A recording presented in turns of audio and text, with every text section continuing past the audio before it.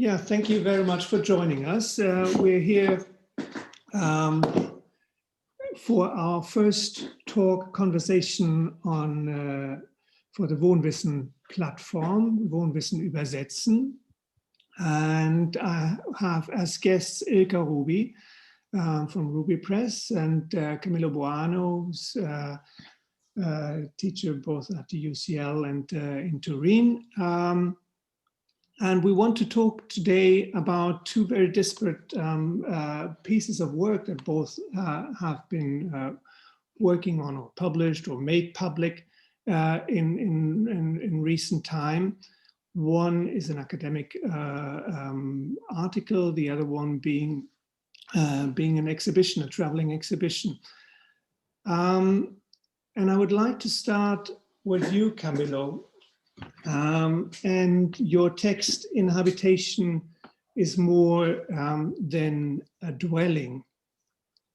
And in this text, you have defined, and I'm quoting here, inhabitation as a result of an affirmative daily strategies of learning, navigating, and governing the city.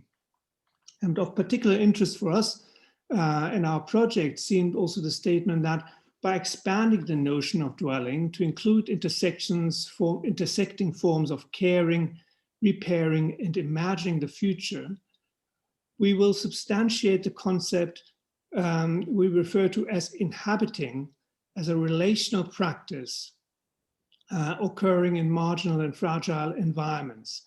So here you're picking up on this term of inhabitation, which kind of works with this duality of, on one hand, which refers obviously to Lefebvre as well, of on one hand the habitat, on the other hand habité. So that is something that we also like to hear a little bit more about. But I would probably like to give you the word now, Camillo, to maybe try to summarize a little bit the core tenets of this article and what you try to achieve in pinpointing down in this quite dense and theoretically densely packed article. What you try to convey here in terms of shifting or expanding the theoretical understanding of dwelling, of inhabiting, of housing. Thank you, Florian. Thank you for the invitation. It's a pleasure to be with you and spend some time. So thank you very much. It's interesting. It's required a little bit of background. First of all, this is a piece that has, as probably many of our work, a long gestation. You know, they are kind of starting with little pieces a while back in time, and they take different forms. They take different methodologies of being assembled because of the nature of your thoughts, the different project you work. And the first comment is that this is a really pre-pandemic. And I feel it's kind of a very different era, if you want to think about those things. And you see some of the language, despite I'm using the word immunization of Roberto Esposito, is kind of quite there. So thinking back is kind of interesting, but also very difficult. So the paper has a very simple genealogy. We, Giovanna and I, the other author, we were working on two different sets of projects, one in Southeast Asia, namely in Myanmar, and this is even more complicated because what is happening at the moment in Myanmar, in Burma, where we were investigating, but also partnering with the numbers of grassroots organizations, that feminist grassroots organization that collectively buy collectively land in a very marginal area in order to start a sort of collective life in all sorts of sense. So justifying their own presence within the city, responding to the marginalization of big capital, land dispossessions, and so on. But on the contrary, in the same time, we were working on a project on refugees, refugee inhabitation, literally. So refugee habitat, both in Europe, so France and Greece specifically. And I was working in a longer project in Beirut, in Lebanon, looking at both the way in which refugee population were not only the subject, of policies of inhabitation, being camps, being temporary, being renting places, but they were simply making their own place, their own way of inhabiting. So at that moment in the research, that was the material that was inspiring the research and the reflection. Of course, we weren't very happy neither with the English version of dwelling, though the very canonical think about dwelling. Of course, Heidegger brought back into and a sort of very simplistic version of housing. I mean, housing in the UK is the tension between house and housing. I'm still working in an institution where people like John Turner were very central into that. So housing as a process more than a product. So these kind of very conventional tensions between the architectural and planning fields. And at some point, a colleague of us from anthropology, Michele Lancione, was publishing an article. And the main argument of the article was this idea of dwelling with differences, or actually dwelling in difference. It was an interesting piece, but was for us kind of very simply Deleuzian, put it in this way. So it was very embracing the logic of full immanence of the diversity. The more we are diverse, the better. Kind of very positive, but also positive in the positive side of the happy living together somehow. So the notion of marginalization. So we found a bit of problematique, if you want, and therefore the piece that we wrote were kind of a very engagement with that literature. And so we tried to cross two intellectual fields, one coming more from the Agambanian biopolitical logic, so housing as a way of constructing a reality, housing as a way of defining me and you, put it in this way, very simple. And therefore questioning this idea of a Heideggerian version of living together. So try to merge those different literature.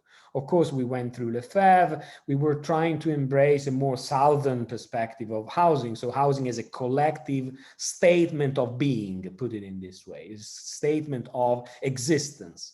So it was more towards the ontology of the existence. And that for us was very, very important in order also to reduce this emphasis on the collective for the sake of the collective, the collective as an instrument too. And then the idea was to use this notion of inhabitation, which is a kind of strange because for an Italian European, inhabitation is very simple, means dwelling in reality. But the emphasis on dwelling was more on this taking care of, so the relational dimension of it. So care, future, and repair were kind of a triad, or put it in, angle that we saw important in order to shape the practices of. And we try to witness it with those ground. So repairing what relation, but also repairing the buildings, repairing the different structures of. The notion of future was actually probably the more profound for us. So the notion of capacity of caring, and we saw the proliferation of care reflections during the pandemic. Of course, we didn't know that before. There was already a tendency in putting a call for responsibility a la Haraway, if you want. So being able to take care as a profound relation rather than either services or. So, but the future was probably the one that we were more trying to emphasize. So the capacity of imagining something else, something beyond, something the very reality. So it was an attempt to construct an analytical framework more than an intellectual one. And again, was grounded into the territory that we were witnessing. If you speak about migrations and the refugee conditions in general, specifically, the very trouble was not the specific one of shelter or refuge or the quality of it, rather very much the possibility of choice, the possibility of imagining a future. So the very, being dispossessed by the possibility of inhabiting, of being in a place, of staying, if you want, with all the differences, of course, that we can have. So for us was an engagement, put it in this way, with some of the early research that we have, but on the other to reflect with the essence that we think is important in any of architectural and urban thinking at the present, which is this idea of how we live together, literally, how we shape the possibility to stay, and the notion of care, certainly. And care for us was both mediated by the feminist on one side, feminist literature, of course, but also on this very radical notion of going back to Heidegger, the capacity of caring in the sense of producing a territory of care. So being able to produce the condition for the possibility of living. So the genealogy was rather an ambitious theoretical, no, not at all, but was more a way to condensate different trajectory of research in order to contribute to a debate, a current debate about inhabitation that we see profoundly topical and profoundly, relevant at the moment. Mm-hmm. Thank you. I think there was just this key sentence a minute ago, this question, how do we live together, this essence, yeah, which is also something that I think almost in these words appear in your description, Ilka, of the Together exhibition as a starting question. So it's maybe a wonderful link here to give the word to you to now tell us a little bit of your way into the project and what your key questions were and from which angles you approached that question of dwelling, of collective dwelling, of inhabiting. Yeah, for our exhibition, the starting point, it was a very different context, of course. It was the observation, especially in Switzerland, that we observed that there were a lot of new projects being built that were kind of having these kind of collective functions, mostly by newly founded cooperatives, housing cooperatives. And it was so interesting because, I mean, I'm an architect, and of course, when I go through the city, first of all, I see buildings and I find them interesting or not interesting just by judging what I see without knowing anything what's behind.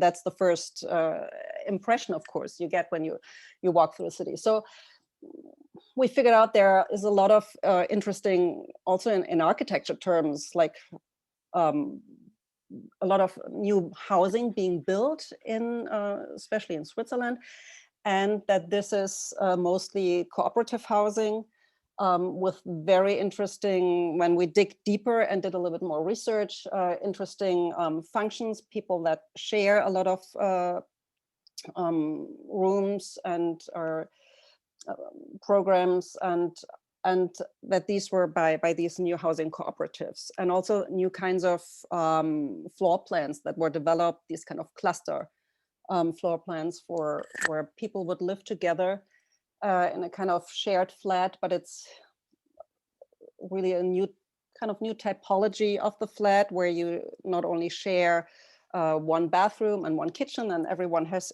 its own kind of bedroom, but it's more like a couple of mini apartments, each with an own bathroom and own small kitchen that group around common spaces that are shared, big kitchen, big living rooms, and so huge apartments where a lot of people live together. And for me, that was really something new, and we wanted to learn a little bit more about it, and we started looking into this kind of let's say new trend. And of course it's not new because there was this collective housing before, and there's a history that was then also, of course, what we showed in the exhibition, that like these kind of one kitchen houses and all these kind of things that existed before. But yeah, we were really kind of interested in this new, we have the feeling there's a new interest in these kind of forms of living. And because the people who would live there, I mean, they were not interested in architecture, or that they were just normal people, let's say. So, and then of course we think, okay, why did this happen? Why is it interesting? And why is it, so there's this kind of search, I think, in a lot of people to live differently as our society gets more and more individualized, and the kind of this kind of standard family situation is getting less and less important for people to find community or kind of collectiveness.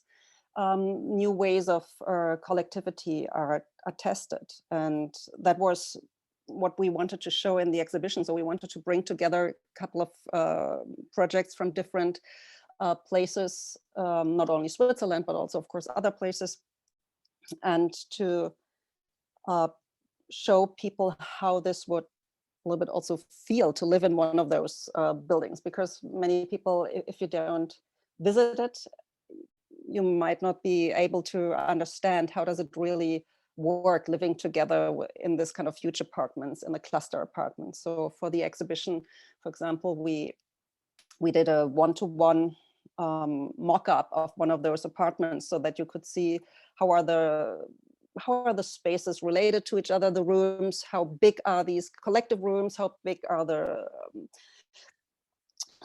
private rooms, and to really make people understand how this really works also in a pretty physical way, let's say. And of course, so we structured the exhibition in kind of more the historic part, where we showed, okay, this is nothing that comes out of, this is nothing that's just has developed out of nothing. There's something, was something before, and there's a history before. And then we showed what does it mean for a city, these kind of collective spaces, because it's not that the one house that is has collective spaces where people can share is important, but it's the way how these houses relate to each other and how they make city, and how is the relationship and the boundary between the housing project and the city that was important for us. So we showed this kind of fictitious city model made out of all these different projects collected from all over the world into one project, to show how could, if you combine a lot of these projects, how can this make cities, and where are the shared spaces. So there's really a gradient way of sharing spaces. Some is only for the inhabitants of one shared flat. Then there's spaces that just all the people that living in the house share with each other. But then there's of course also spaces that you share with a neighborhood or with the whole city. And then the next space was this more 101 cluster apartment to experience how in a very physical way. And the fourth space was dedicated then, okay, what are how can that happen? Who built it? Who is part of the process? How long does a process need to develop these kind of projects? Because many projects were also bottom-up projects, but not all of them. So that was the whole range.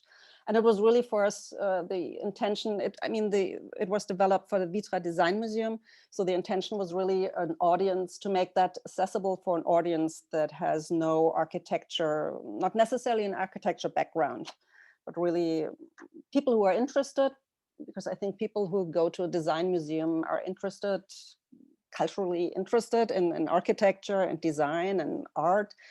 But not necessarily architects with, so yeah, that was our intention. And then the exhibition traveled also to other museums that were not architecture museums. It traveled mostly to art museums and yeah, these kind of museums. Thank you.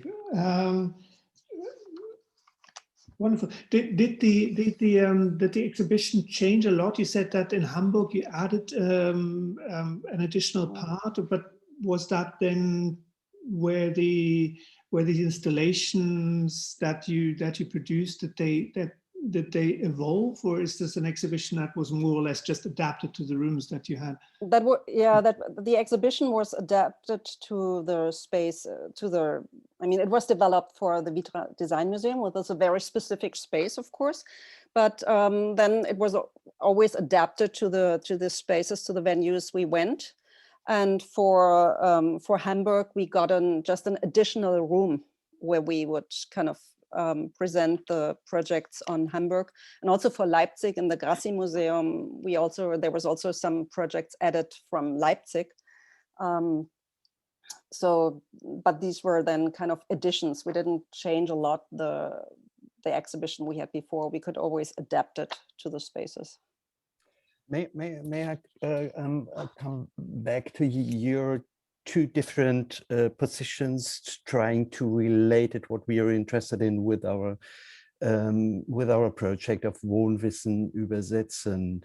Ilka, you as an architect was talking about the tendency you recognized in the city, in the development of this kind of new project and new models of co-living and so on.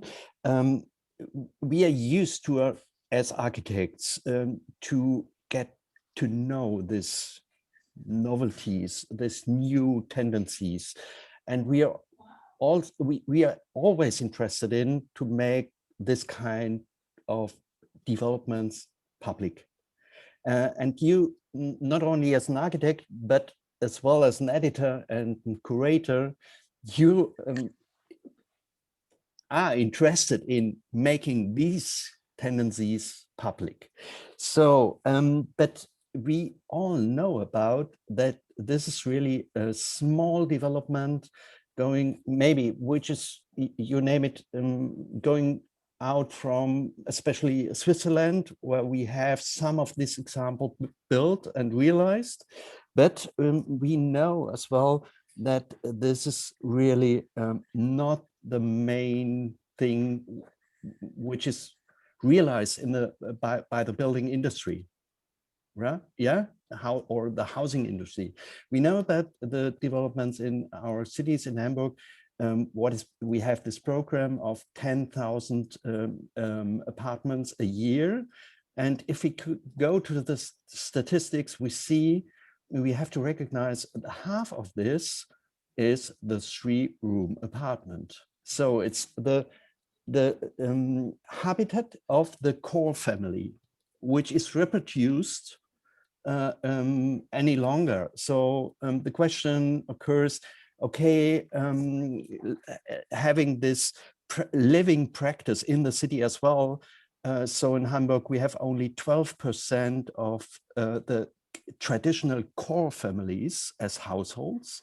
The question occurs, okay, what's going on there, and what is the habitat supporting of our inhabitation or our practices of living?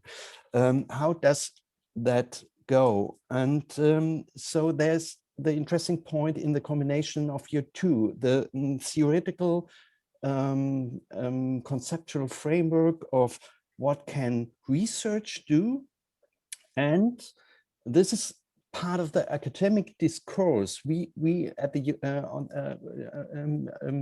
at the university, we know about this, but as you mentioned it as well, how to transform this, so how to make it public to an audience which is not familiar with this kind of discourses. And on the other hand, and this is the third angle of this discussion, what we are interested in, what are the conditions of bringing this into reality? So how to implement this kind of tendencies you were starting with, your interest, okay, there's going on something really new, but nobody knows about the conditions, about the programs, which is based on how they come together, the actors, how are they doing it, how do they come to the plot, and how to the development of this kind of projects.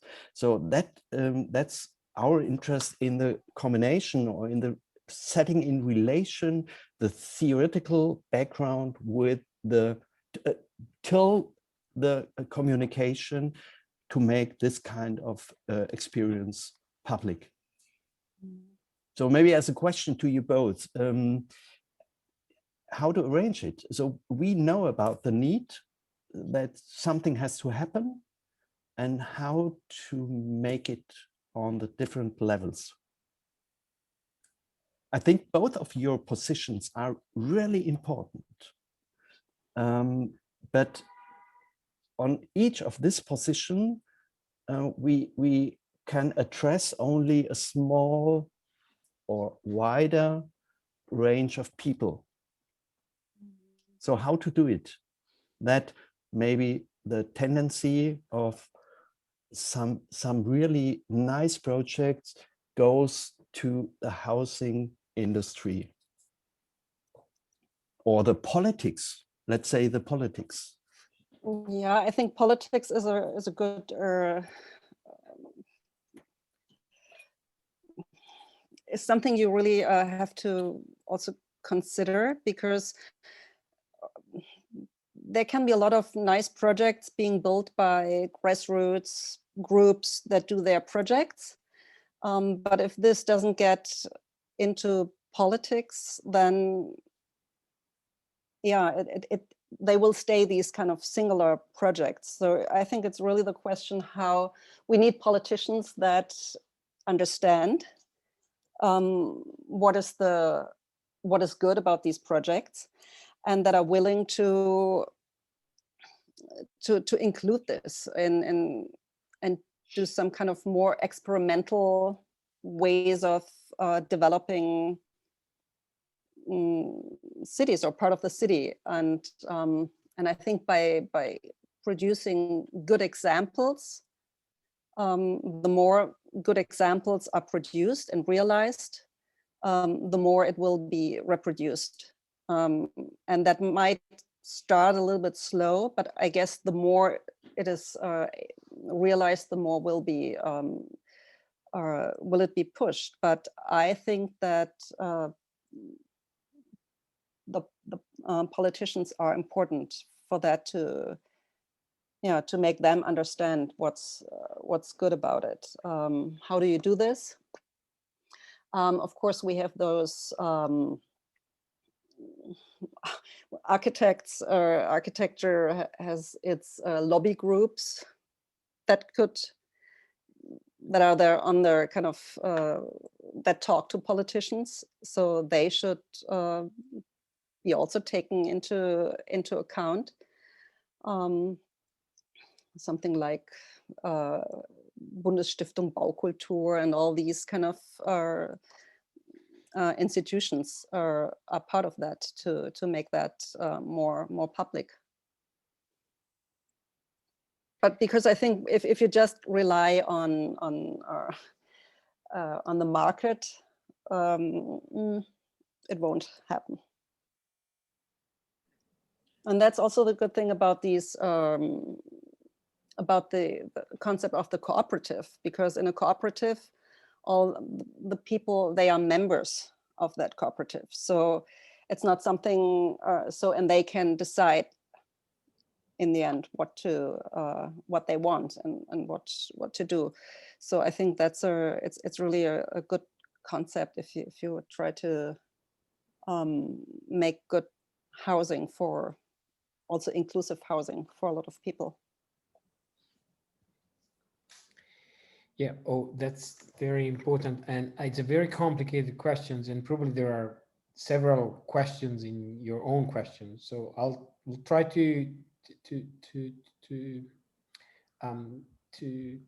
I'm trying to go in different directions. There's one part of me that would start from, you remember Marx would have said, as a question, how to, how to do it, in the big question, the kind of how to do it. But maybe that question could be turned into how not to do. So in a way, there is a good, to me, a part of me that says, let's start not doing a numbers of things rather than, or let's start refusing to do a numbers of things. And I know that it sounds overly activist and overly ambitious, but what I'm trying to allude is this idea of refusal that is double edges, not only the activism of not doing, but simply to refuse to not pay attention to a numbers of things that are sufficiently fundamentally important within projects and within contracts between different part of the producers of the city.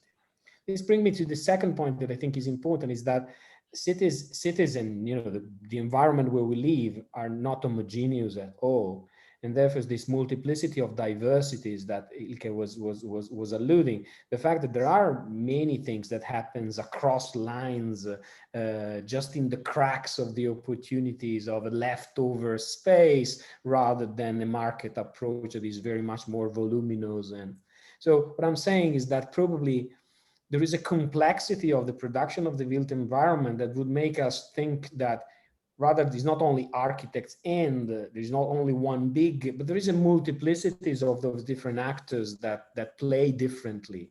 The idea of collaborative housing, but also the idea that are emerging out from different geographies. And this brings me to the idea of knowledge. And I think the knowledge is substantial, because the question here is whose knowledge count more than? And for me, then working in contexts that are, you would call it, global South or development, or, not Europe or not the conventional, this matters quite a lot, because imply asking why only a certain knowledge is taken into consideration and not others. Why there are certain books that are read in the universities and in curricula and not others. Why the reference to, I'm just guessing, Le Corbusier is to continuously be made and not others. Of course, I'm not meaning that in reality. What I mean is that we construct references, knowledge, and possibilities in the way we shape curricula and opportunity to knowledge, to exchange of knowledge, therefore exhibitions that take a multiplicities of forms, of avenues, and are going into the right direction of looking at those cracks to a certain extent. But there is another point to me that is important. So there is epistemological, the way we produce knowledge. But probably we have also to do, curricula in the schools that are not addressing this, that refuse to work with market and capitalist form. So there is a connection within that. Why we should have continuously reference to the way in which cities in China are developing. Is this the model that we are looking, the way in which, land consumption, extractive consumptions, and the way in which, volumes are continuously be created? There's a numbers of others. So I think the question is, what is the city we want, and what are the opportunity of the reference that we value as the principle of the design? I think that remained very important. So I'm struggling to, I understand that the collectivity and the shared is common and historical, but the question I have is a value. Maybe it's not a value because we value other things, and therefore that is constructed into the way in which the market is producing the brief, put it in this way, or a certain numbers of. So yes, politics, fair enough, but I think also more than politics, I think is what constitutes the project of the city today. And this is, to me, is a very deliberate political question. So, I mean, is sustainability still a terminology? Is all the greenwashing that we're having? So, and now you see with the post-pandemic, and I mean, at least in the place where I'm living, the notion and the rhetoric of this idea of openness, of this idea of flatness or this idea of infrastructure are certainly creating a number of issues in relation to, are those really value or they are simply opportunities to go. So yes, political, fair enough, but the political to me is is probably centered to this idea of what are the value of the housing, the city, and housing for me is the way we live actually together. And the other point is probably related to this notion of alterity. We are looking now for an alterity, so someone that is very, very diverse of us. And I'm including that nature. We always have to look at the nature in a manner, nature as completely other than the human. And actually the virus proved the fact that this is not the case. And we're confronting with this idea of an alterity that is actually not simple, the newcomers, the worker, the people that need more space in the house. We're speaking about the diversity that is hugely diverse, very radically diverse, including the little tiny virus that has to live in jumping from one to the other. And I think that's provoked something quite problematic in the way we translate that into a design brief, into a project, and therefore asking the city, and the city I mean this kind of could be a neighbor. I mean, how we live together is to me very central, and that's why knowledge implies this idea of cultural activity. And cultural, I mean, what are the value that the culture is really producing, and what are the knowledge that is left out to be represented, to have been given a voice actually to express.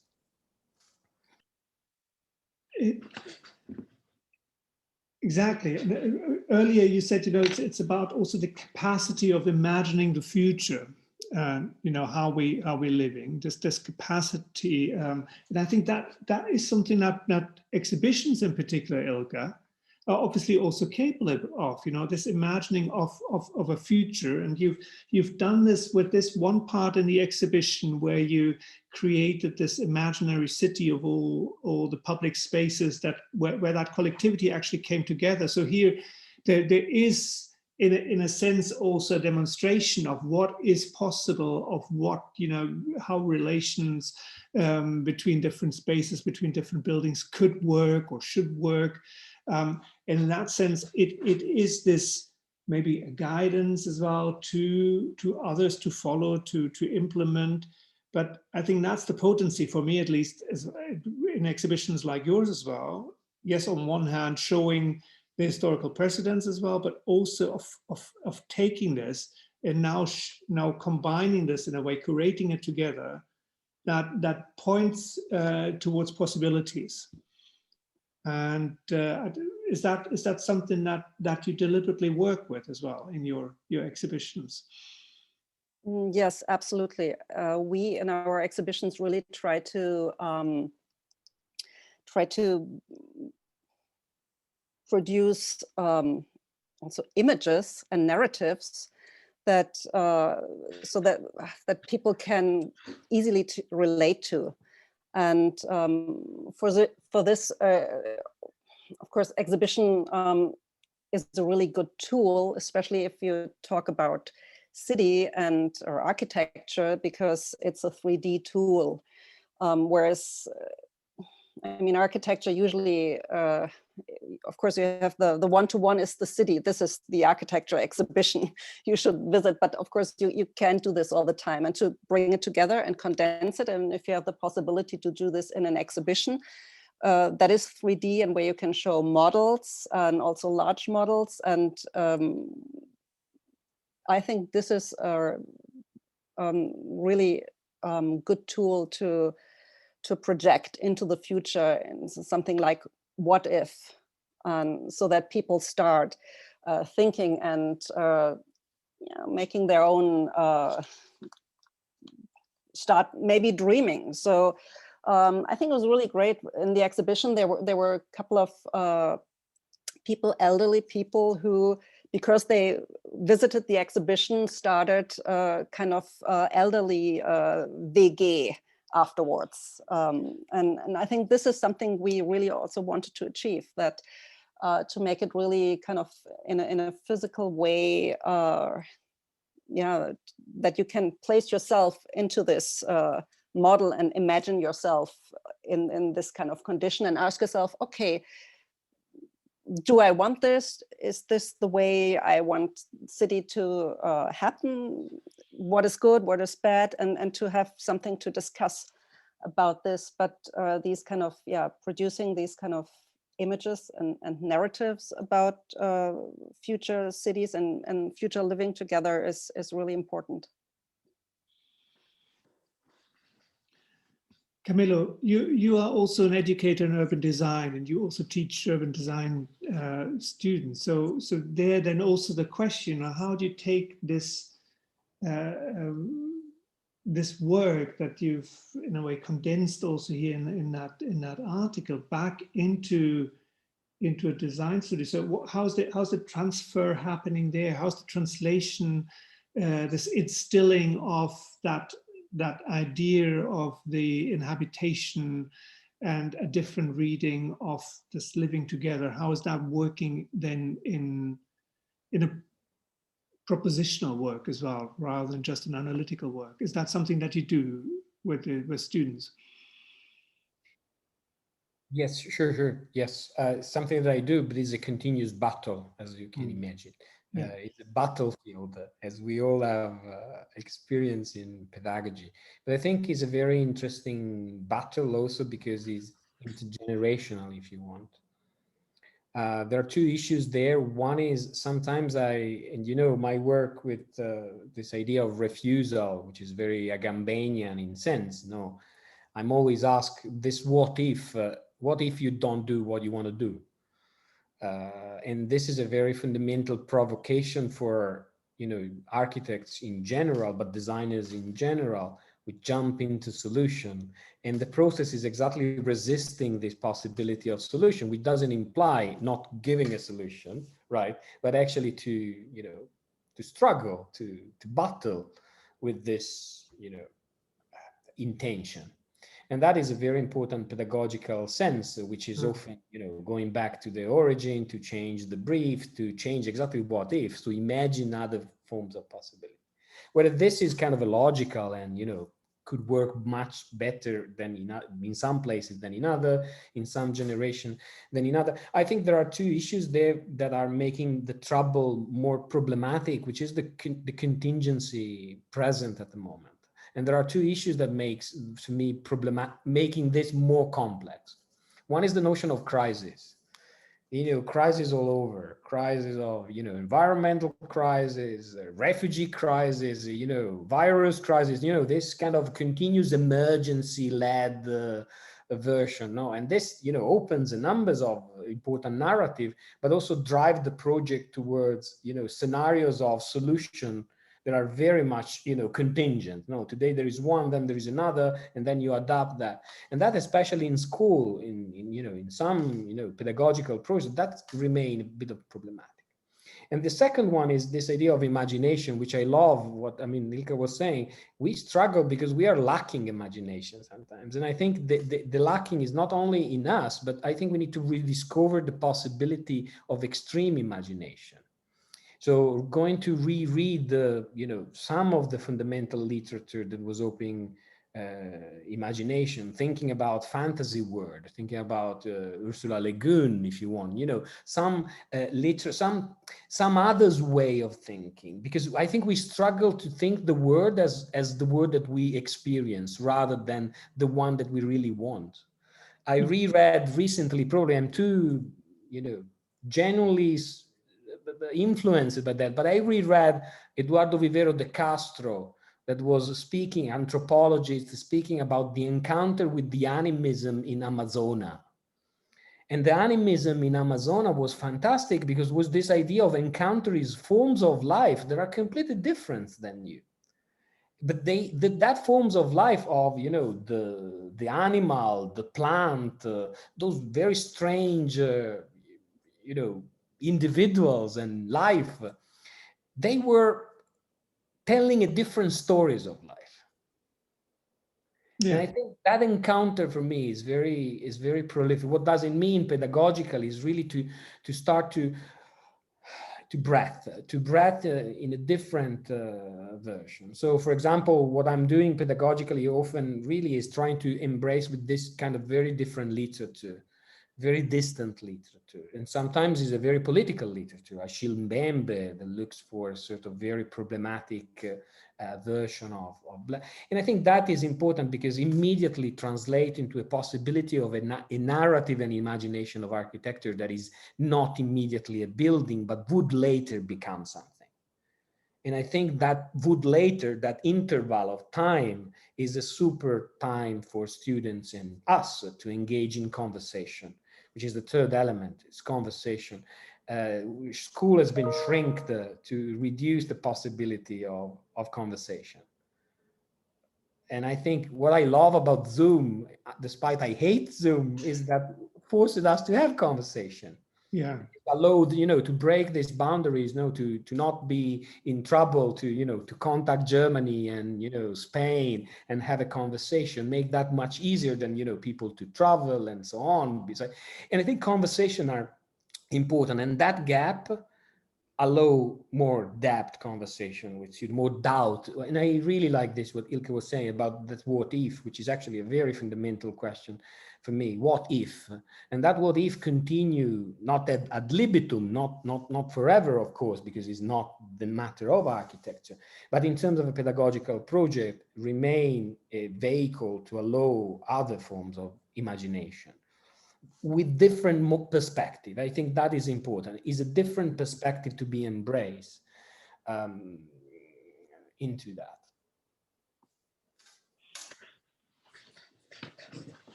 Can I come? Sorry, I want to stay with you for a second, Camillo.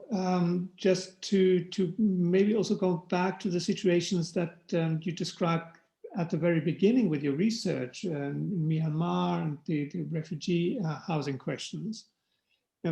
Again, how this important work that you, but then also like Ilka in a very different way, how is this brought back?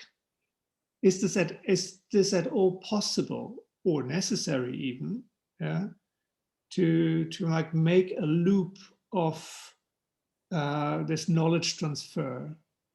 So you something triggers your imagination and your thinking. You combine this with theories, the knowledge that you have, with further reading. Something else emerges, and it then goes, as we heard, into teaching. It goes into exhibitions. But is it also ever going back into these original spaces and incursions and moments of that emergence, of that first thought, or not?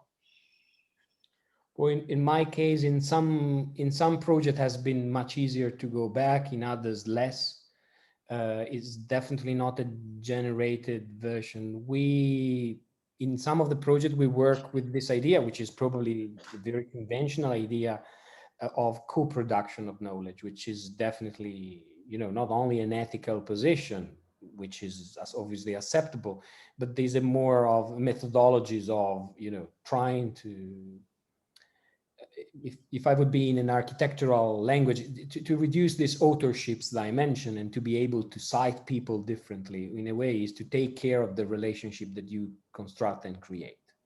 I think that for us is very important, the way think about something that I always hated but I have because of an academic, which is always you put footnotes when you have to reference someone, isn't it? And I recently read a fantastic piece of an academic book, with this author that instead of putting footnotes to reference, a book or an author, he would spend a sentence to thank the author and explaining the reason why reading that author was fundamental. And I found it extremely beautiful, not only poetic, but also academically substantial, which is, look, I'm not only cite you in terms of an extractive manner, you copy and paste, but I acknowledge that you were important for me and my thought. Of course, this is radical, this is problematic in some point, but in terms of an ethics of a way of writing together, I think is kind of very, very beautiful. And I think in some project that was coming to that. In some others was more instrumental in the sense that the project went back to become part of capacities building project. For example, in some of the project in Beirut, in Lebanon, we have used a a method of research was called citizen science. So mobilizing participatory individual from the community, refugees and not, different age, ethnic groups and religion, and those individuals were doing part of the research with us. But then that group mature a nature of knowledge, capacities, and then they construct a collective. That collective became something different after several years. So it was a sort of institutionalizing. In other cases, was translating into a spatial project, into a plan, into a building, into that. So the variety of approach was there, but depends very much on how it's shaped at the beginning. But I think what is important is what you were referring back to, this collectivities of sharing. Is kind of an open platform, but for me it's very much important because that is as a political cultural dimension, very, very fundamental, and as a political because it's as relation, and it's cultural because it's an exchange between the different ways of producing, where individual institution has the possibility to experiment some care in the sense of being acknowledged and recognized as producers of a certain knowledge, and therefore being cited, being part of that production in a sufficient manner. In some other cases, it was simply impossible to do due to the number of the violence. You see the Myanmar, we had to abandon the Myanmar project because of the nature of the condition of the coup. We had problem with staff, we had problem with partners, we had problem of logistics and issues. So in some of those cases, that is really painful also for the institution that does research, because of course this touch very much the personal. And I guess this is a difference. So maybe in both of your positions, so it's not any longer about the object, the final object, which is architecture, but there is a user doing something. And so the shift from the object as best practice to the process is given to asking the question, what if, or how you do this and that. Even it's the very simple question, how do you live? Nobody can answer because we know it implicit. We are doing it all the day, but it's interesting question for me to understand, to make this or to understand how you lived, how you inhabit with your everyday practices, to make this explicit, to understand or to develop then models of new socialities beyond the core family, to then produce new models of co-living, which are different from this commercial models, which are going, and this is quite interesting for me in your difference of accommodation to dwelling to inhabitation in your paper, which for me this commercial forms of co-housing or co-living is for me a bit in the direction of accommodation with the outsourcing of reproductional work or care, yeah, as service functions. And that for me is quite an interesting question in the shift, even in the pedagogies in architectural or urban studies curricula. How can we transform, or how can we transform the curricula in this based on the shift or widening of our understanding of space and its production, which is not only material. Yes, we reread Lefebvre very often, I must. which is always a sort of, but I think this idea of new generations of literature, I'm thinking even practitioners at the moment, think about the very person that I love, Marc Angelil, right? The way in which some of the pedagogies and some of the projects are absolutely made with this idea of a complex mode of production.